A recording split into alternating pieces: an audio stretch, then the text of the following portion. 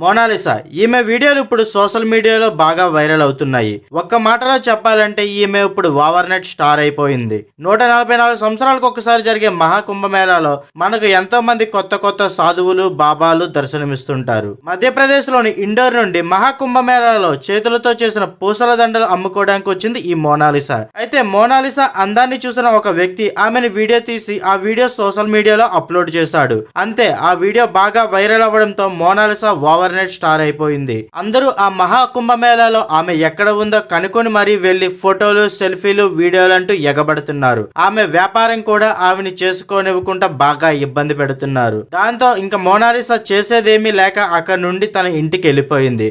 అయితే ఇప్పుడు సోషల్ మీడియాలో ఒక వార్త బాగా చక్కెర్లు కొడుతుంది. రాజమౌళి మహేష్ బాబు కాంబినేషన్ లో వస్తున్న మూవీలో మోనాలిసా ఛాన్స్ కొట్టేసింది అంటూ ఒక వార్త చక్కెర్లు కొడుతుంది. రాజమౌళి మహేష్ బాబు కాంబినేషన్ లో వస్తున్న మూవీ ఎంత కలెక్ట్ చేస్తున్నారు కింద కామెంట్ చేసేయండి.